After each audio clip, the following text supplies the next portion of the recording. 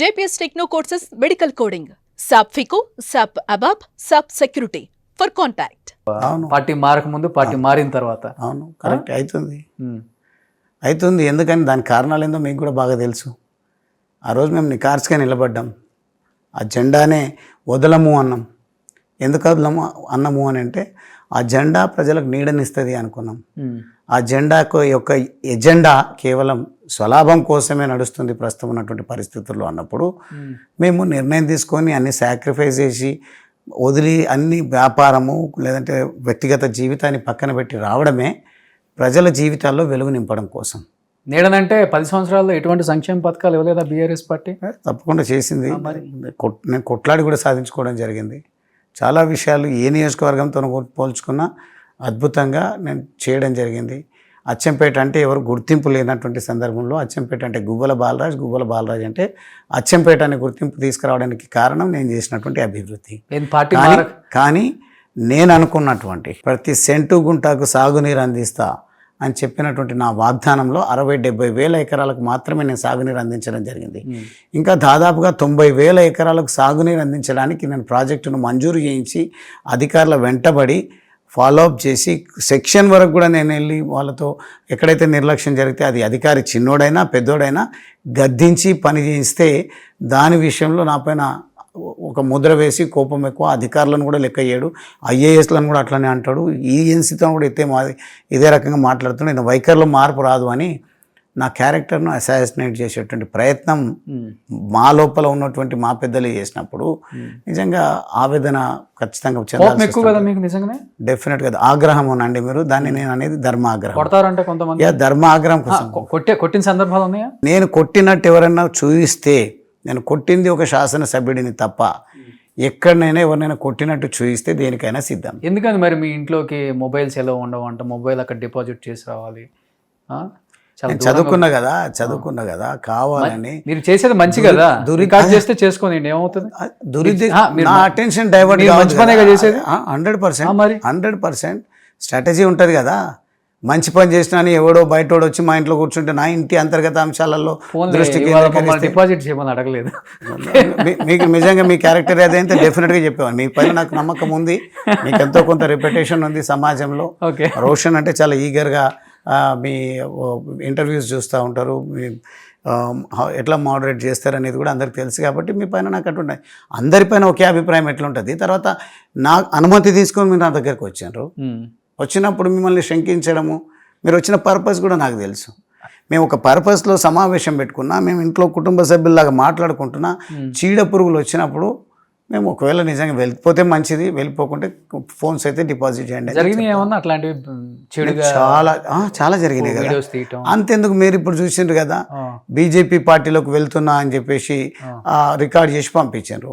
నేను కాంగ్రెస్ల పార్టీలో కూడా వెళ్ళొచ్చి నాకు అక్కడ నుంచి ఆహ్వానం ఉంది అని చెప్పి మాట్లాడుతున్నారు చెప్పిన అది మళ్ళీ వాటి సీఎం స్థాయి కంటే పెద్దోళ్ళు చేసిండ్రు. నాకు పెద్దోళ్ళంటే ఇంకెవరు? ఎవరైనా ఉండొచ్చు. రాష్ట్రానికి పెద్ద ఆయన, రాష్ట్రానికి పెద్ద ఎవరు పార్టీని నియమిస్తే అయినాడు. పార్టీ అంటే కేంద్రంలో ఉంటుంది, ఢిల్లీలో ఉంటుంది కాంగ్రెస్ పార్టీకి అధిష్టానం. రాహుల్ గాంధీ అక్కడి నుంచి ఆ స్థాయిని పేరు రివీల్ చేయొద్దు కదా. నేను ఇప్పుడు పాపం ఇప్పటికే వాళ్ళతో మాట్లాడినా, కన్విన్స్ చేసినా, అడిగినా రానప్పుడు వాళ్ళ గురించి మాట్లాడడం అనేది నా సభ్యత కాదు. అది నాకు నమ్మితే నమ్మడి, లేకుంటే నేను మిమ్మల్ని నమ్మించాల్సిన పని లేదు నాకు. నేను 20 సంవత్సరాల పాటు రాజకీయాల్లో ఉన్నప్పుడు ఇంత మీరు నా దగ్గరికి రావడానికి కూడా ఎంతో కొంత నాకు రెప్యుటేషన్ ఉంది కదా. డెఫినెట్గా ఉంటుంది. కాబట్టి నా రెప్యుటేషన్ బట్టి లేకుంటే నేను అవసరం అని భావించి వారు పిలిచిండ్రు. వారి పేరు బయట పెట్టడం వల్ల మా గ్రూపులకు ఆల్రెడీ గ్రూపులతో తన్నుకు వస్తుంది కాంగ్రెస్ పార్టీ. వాళ్ళ గ్రూపులలో ఇంకో గ్రూపును నా వెల్విషరు నన్ను నమ్మి మాట్లాడినటువంటి వాళ్ళ పేర్లు బహిర్గతం చేయడం సమంజసం కాదు. అందుకనే రాష్ట్రంలో అధికారంలో ఉన్న పార్టీ కాంగ్రెస్ అయినప్పటికీ వద్దనుకున్నారు. మీరు గ్రూపులు తట్టుకోలేక గ్రూపులు కాదు. నేను ఇప్పటికి కూడా స్పోర్ట్స్ ఆడతాను. నేను ఫైటర్ని. నేను ఒకవేళ నిలదొక్కోవాలి ఎక్కడైనా అంటే, ఇప్పుడు మీరు చూడండి, నా ఏజ్ 48 years. నేను ఆ ఆటలు వదిలేసింది ఇంటర్మీడియట్ డిగ్రీలో. ఇప్పుడు కూడా నేను క్రికెటే చూసుకుంటే రంజీ ప్లేయర్స్తోన కొన్ని ఇంటర్నేషనల్ గేమ్ టోర్నమెంట్స్ ఆడిన వాళ్ళతో కూడా కలిసి క్రికెట్ ఆడుతుంటాను నేను. అంటే అంత ఫైటింగ్ స్పిరిట్ ఉంటుంది. నేను అంత ఫిట్గా ఉంటాను మానసికంగా కానీ శారీరకంగా కానీ. ఏది వచ్చినా తట్టుకుంటారు. ఎస్, ఎన్ని ఒడిదుకు ఇప్పుడు తట్టుకుంటలేనా, ఓటమి పాలైన తర్వాత కుంగిపోయినా ఓటమి గురించి పక్కన పెట్టి ప్రజలు కోరుకుంటున్నటువంటి పర్ఫెక్ట్ పాలసీ మేకర్ కావాలంటే ఇంకా నా పరిజ్ఞానాన్ని పెంచుకోవాలని ఐఎస్బి ఇండియన్ స్కూల్ ఆఫ్ బిజినెస్లో 1 year కోర్స్ చేయడం జరిగింది నేను ఓడిపోయిన తర్వాత. కానీ ఇప్పుడు ఇది ఫామ్ హౌస్ ఇది రకరకాలుగా మాట్లాడుకుంటారు బాలరాజ్ గారు. దానికి కర్త కర్మ మొత్తం మీరే చెప్పాలంటే. నేను ఒక పాత్రధారుణ్ణి అని చెప్పడం జరిగింది. ఒక విధేయుడు. సూత్రధారి ఎవరు మరి? సూత్రధారి ఖచ్చితంగా కేసీఆర్ గారే కదా. కేసీఆర్ గారు చెప్పినందుకే కదా నేను వెళ్ళింది. కేసీఆర్ గారి కంటే నాకు చెప్పే సాహసం కూడా ఎవరు చేయరు నిజంగా. ఓకే. రీజన్ ఏంటంటే నేను నా సీనియారిటీని క్లెయిమ్ చేసుకుంటా, నాకున్నటువంటి స్థాయిని క్లెయిమ్ చేసుకుంటా, నాకు చెప్పే వాళ్ళకు ఒక అర్హత ఉండాలి అని అనుకుంటా. కేసీఆర్ గారికి అన్ని అర్హతలు ఉన్నాయి. కేసీఆర్ గారి వల్ల నేను నిజంగా కూడా ఎంత తెలంగాణ ఉద్యమం ఉన్నప్పటికీ ఈ స్థాయికి రావడంలో వారి ఆశీస్సులు ఉన్నాయి కాబట్టి ఇప్పటికి కూడా వారంటే గౌరవంతోనే మాట్లాడతారు. మీరు చూడండి, ఎప్పుడు కూడా తూలే పరిస్థితి ఉండదు. సో ఆయన ఫోన్ చేసి ఫామ్ హౌస్కి వెళ్ళరా అని చెప్పేశారు. ఫామ్ హౌస్ అని చెప్పలేదు. నేను ఒక దగ్గరికి వెళ్ళి పంపిస్తా, మీరు ఫలానా దగ్గర వరకు ఫలానా జాగా వరకు వెళ్ళండి, అక్కడికి వెళ్ళిన తర్వాత మిమ్మల్ని ఎవరైనా ఎస్కాట్ చేస్తారో అక్కడికి వెళ్ళండి, వెళ్ళి కొద్దిసేపు కూర్చోండి, తర్వాత నేను వచ్చేసేయండి అని చెప్పారు. అట్లా నేను వెళ్ళడం జరిగింది, కూర్చోవడం జరిగింది, కొంత చర్చించడం జరిగింది. క్యాజువల్గా పోయినామంటే వాళ్ళు ఎందుకు వచ్చిండ్రు ఏంది అన్నప్పుడు వచ్చిన ప్రతి ఒక్కరిని, ఇప్పుడు మిమ్మల్ని కూడా మనం చర్చ మొదలు కాకముందే, ఇంటర్వ్యూ మొదలు కాకముందే మీరు వాటర్ తాగినరా, భోజనం చేస్తారా వెళ్ళేటప్పుడు అని మాట్లాడడం జరిగింది. అక్కడికి వెళ్ళినప్పుడు మాట్లాడుతున్నప్పుడు అక్కడ ఉన్నటువంటి వాళ్ళు మాట్లాడినటువంటి అంశాలు ఎట్లా బయటకు వచ్చినా నాకైతే తెలియదు. అక్కడ కెమెరాలు పెట్టినరా, పెడితే ఎవరు పెట్టినరు, ఓకే, దీని వెనక కుట్ర దాగి ఉందా అనేది తెలియదు. కానీ మాకు చెప్పింది అయితే మాత్రం ప్రభుత్వాన్ని అస్థిరపరిచే కుట్ర చేస్తున్నారు, ఎవరు అమ్ముడు పోవడానికి సిద్ధంగా ఏమైనారు మన దగ్గర నుంచి, ఎవరు కొనుగోలు చేయడానికి సిద్ధంగా ఉన్నారు, దీన్ని ప్రాపర్గా హ్యాండిల్ చేయాలి, నువ్వు నాకు నమ్మకం ఉంది అని నన్ను పంపించినందుకు. అందుకే మా సతీమణి కానీ నేను కానీ మేము ఇదంతా ఈ తంతు మొత్తం అయిపోయిన తర్వాత కాన్స్టిట్యున్సీకి వెళ్ళినప్పుడు దాదాపుగా 60 kilometers మేర 10-15 వేల మంది ర్యాలీతో నా నియోజకవర్గ హెడ్ క్వార్టర్కి నన్ను తీసుకెళ్లడం జరిగింది. కొండారెడ్డిపల్లి ముఖ్యమంత్రి గారి ఊరు నా కాన్స్టిట్యున్సీ మొదలైతే, నా కొండారెడ్డిపల్లి నా కాన్స్టిట్యున్సీలో వస్తుంది. అక్కడ నుంచి ర్యాలీ మొదలైతే అచ్చంపేట హెడ్ క్వార్టర్లో మా ర్యాలీ ముగిసింది. అక్కడ ముగిసిన సందర్భంలో మా సతీమణికి మాట్లాడాలనే ఆలోచన కూడా లేకున్నది. అక్కడ ఉన్నప్పుడు అందరు కూడా మాట్లాడమన్నారు, నేను కూడా మాట్లాడమని చెప్పడం జరిగింది. చెప్తే మాట్లాడినటువంటి సందర్భంలో మా పైన ఇట్లా అబాండాలు వేస్తున్నారు, మేము అట్లా అమ్ముడు పోయేటోళ్ళమేనా, మా క్యారెక్టర్ అదా అని అడిగితే, ఆ సందర్భంలో వచ్చినప్పుడు మాట ఎవరికైనా అమ్ముడు పోతామా, పార్టీలు మారుతామా అని చెప్పేసి మాట్లాడిన దానికి ఇప్పుడు ట్రోల్ చేసి పైశాచికానందాన్ని పొందుతున్నారు. కానీ ఏ రకమైనటువంటి నిబద్ధతతో వీళ్ళు పనిచేసిండ్రు, ఆ టాస్క్ని ఎట్లా పూర్తి చేసిండ్రు, ఆ సందర్భంగా 40-50 వేల ఫోన్ కాల్లను ఏ రకంగా ఎదిరించి ఉంటారు ఎవరి సహకారం లేకుండా. ఎందుకు ఓన్ డ్రైవింగ్ చేసుకుంటూ పోయారు? మీ డ్రైవర్ కూడా మీకు నమ్మకం లేదా? నాకు కాదు, కేసీఆర్ గారికి నమ్మకం లేదు. ఓ, బయటే ఉంటాడు కదా డ్రైవరు, లోపలికి రాడు కదా. రారు అంటున్నా నేను. ఓన్ డ్రైవింగ్ బాగొచ్చా మీకు? నేను ఐఎమ్ ఆల్రౌండర్. ఓ, మీరు ఏదైనా సరే, ఇంతకుముందే చెప్పాను కదా, నేను ఈ ఏజ్లో కూడా ఆటలు ఆడుతుంటా, ఈ ఏజ్లో కూడా చదువుతున్నా, ఈ ఏజ్లో కూడా నేను ఏ రకమైనటువంటి నిర్ణయాలు తీసుకోవాలనో, నేను ఈ స్థాయికి ఎదిగినా అందరితో చర్చించి నిర్ణయాలు తీసుకుంటున్నా. ఎమ్మెల్యేలు కూడా మీరే వాళ్ళ ఇంటి దగ్గర పిక్ చేసుకుని వెళ్ళిపోయారా? ఇంటి దగ్గర కదా, ఏదో పలానా జాగాలో అవన్నీ. వాళ్ళకి డౌట్ రాలేదు అసలుకి, ఎందుకు రమ్మంటున్నావు, ఎందుకు? నేను రమ్మనలేదు. కేసీఆర్ గారే నీతో పాటుగా కొంతమందిని ఇచ్చి 2-3 ఇచ్చి పంపిస్తే వాళ్ళని కూడా తీసుకెళ్ళు, కానీ వెళ్ళే సమయంలో ఎవరితో మాట్లాడుకోకండి, మీరు కూడా మాట్లాడుకోవద్దు, నా పైన ఏమైనా గౌరవం ఉంటే మాట్లాడకండి, మాట్లాడడం వల్ల అనవసరంగా మనం అనుకున్నటువంటి లక్ష్యం మనం నెరవేరదు, నాకు ఒక లక్ష్యంతోన నేను మిమ్మల్ని పంపిస్తున్నా, మీ పైన విశ్వాసంతోన నేను మునుగోడు ఉప ఎన్నికలు కావాలంటే ఈ రోజు కూడా గట్లమల్లెపల్లి అని ఉంటుంది, అక్కడ నేను ప్రచారంలో ఉంటే ముఖ్యమంత్రి నుంచి స్వయంగా ఫోన్ వస్తే అక్కడ నుంచి నేను వెళ్ళిపోవడం జరిగింది.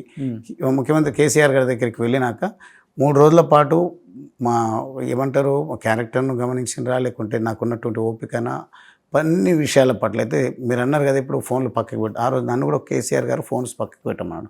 ఎందుకంటే కాన్ఫిడెన్షియల్ విషయం అన్నప్పుడు ఫోన్స్ పక్కకు పెట్టడం పెద్ద నష్టమేం కాదు. ఓకే, కాబట్టి నేను ఫోన్లు పక్కకు పెట్టి 3 రోజులు ఉన్న తర్వాత పూర్తి స్థాయి విశ్వాసం ఉంది. మొత్తం మీద మా పార్టీ నుంచి 88 అంటే 100 మంది ఎమ్మెల్యేలు ఉన్నాము, మంత్రులతో పాటు కలిపి, ముఖ్యమంత్రితో పాటు కలిసి. అంత ఉన్నప్పటికీ నన్ను ఎంచుకున్నారు అంటే మీరు నా క్యారెక్టర్ను కూడా లెక్క కట్టవచ్చు. కానీ ఆ సందర్భంలో అమ్ముడు పోయిండు, 100 కోట్లకు అమ్ముడు పోయిండు అని కాంగ్రెస్ రేవంత్ రెడ్డి గారు, అదేవిధంగా సునీల్ కనుగోలు గారు స్ట్రాటజీ చేసి పోస్టర్లు వెలిస్తే దానికి కూడా ఎన్నైనా కానీ ఏమైనా నేను ఎవరైనా ఇబ్బంది పెట్టని నిన్ను గెలిపించే బాధ్యత నాది అని చెప్పినటువంటి కేసీఆర్ గారు, కేటీఆర్ గారు చివరికి నా ఎన్నికల సందర్భంగా నేను సభ నిర్వహించుకుంటే సభ ఎన్నికల సందర్భం కంటే కొంత ముందు నిర్వహించుకుందాము, నాకు ఎన్నికల సభ కంటే నేను సాధించిన అచ్చంపేట లిఫ్ట్ ఇరిగేషన్ స్కీమ్ నాకు ముఖ్యము, మీరు రండి అని ఎన్నికల బహిరంగ సభ కంటే అద్భుతమైనటువంటి వేదిక వేసి అక్కడ వాళ్లకు పైలాన్ ఏర్పాటు చేస్తామంటే చివరి నిమిషంలో కేసీఆర్ గారు రావడం లేదు, మీరు కేటీఆర్ గారిని తీసుకెళ్ళండి అన్నారు. నేను చదువుకున్నా కాబట్టి రేపటి నాడు ఎవరు ప్రశ్నించవద్దు, వారి పోర్ట్ఫోలియో వేరు, ఇరిగేషన్ డిపార్ట్మెంట్ వేరు కాబట్టి వారి పరిధిలో ఉండాలంటే, వారు వచ్చి ఓ ఫౌండేషన్ వేసేటట్టు ఉండాలంటే టౌన్లో మున్సిపల్ పరిధిలో నేను పైలాన్ ఏర్పాటు చేయడం జరిగింది. ఒక పక్క పైలాన్, ఇంకో పక్క బహిరంగ సభకు ఏర్పాటు చేసినటువంటి వేదిక. ఈ రెండు కూడా ఒక దిష్టి బొమ్మల్లాగా అక్కడికి వచ్చిన ప్రతి ఒక్కరికి కనిపిస్తున్నాయి. అప్పుడు జరిగిన ప్రచారం ఏంది, గువ్వల బాలరాజు ఓడిపోతున్నట్ట, అందుకే వీళ్ళు రావట్లేదంట.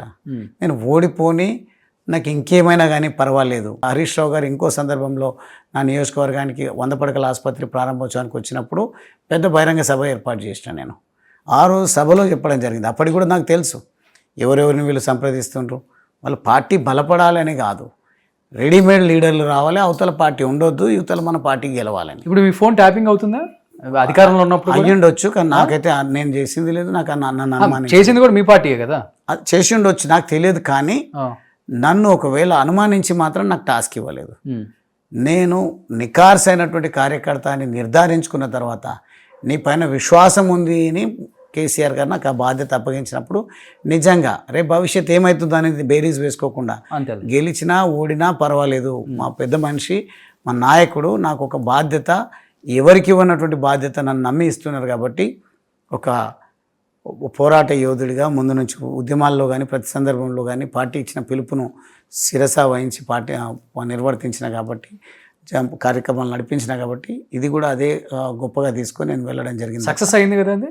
ఫామ్ హౌస్ వాళ్ళ ఉద్దేశం ఏమున్నదో తెలియదు, రోహిత్ రెడ్డి వాళ్ళ ఉద్దేశం ఏమున్నదో తెలియదు, వాళ్ళ లక్ష్యం ఏందో నాకు తెలియదు. అసలు స్వామీజీలు కూర్చున్నారు ఎదురు, అదే నాకు తెలియదు. స్వామీజీలు నాకు తెలియదు, ఎవ్వరూ తెలియదు అంటున్నా నేను. మీరు నిజంగా అడగాలంటే దానిపైన అవగాహన లేదు, ఎవరికైనా అనుమానం, ఎవరికైనా పూర్తి స్థాయిలో తెలిసి ఉంటుందంటే వాళ్ళని అడగండి. కాషాయం వేసుకున్న స్వామీజీలు కదా వాళ్ళు. కాషాయం వేసుకున్న స్వామీజీలే. ఎమ్మెల్యేలు బేరం స్టార్ట్ చేసేలోపు పోలీసులు వచ్చారా, లేదా బేరం అయిపోయిందా? అవన్నీ ముందే జరిగినట్టున్నాయి. ఎవరు అమ్ముడు పోనీకే సిద్ధంగా ఉన్నారు, కొనడానికి సిద్ధంగా ఉన్నారో తెలియదు. మాట్లాడుతున్నటువంటి సందర్భంలోనే పోలీసు వాళ్ళు రావడం జరిగింది. ఏం మాట్లాడారండి అసలు? అంటే 2 మాటలు ఊరికే జనానికి తెలియాలి కదా ఇప్పటికైనా. కరెక్టే, నేను ఏమంటున్నా, ఎవరు కొనడానికి వెళ్ళారు, కూర్చున్నారు, వచ్చారు. తర్వాత అప్పుడు మాట్లాడుతున్నప్పుడు ఎప్పుడు ఇస్తారు, ఎంత ఇస్తారు అని రకరకాలుగా మాట్లాడుతున్నారు. అది నాకు హర్షవర్ధన్ రెడ్డి గారు అక్కడ ఉన్నటువంటి రోహిత్ రెడ్డి గారు మాట్లాడినరు, అవి మీకు ప్రూఫ్ చూపిస్తా అన్నట్టుగా ఏదో చెప్పడానికి పోయినట్టున్నారు.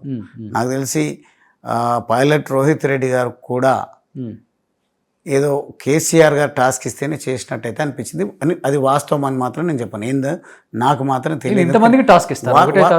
వారి ఫామ్ హౌస్ ఉంది, ఆయన ఒక రకంగా ఉపయోగపడతాడు.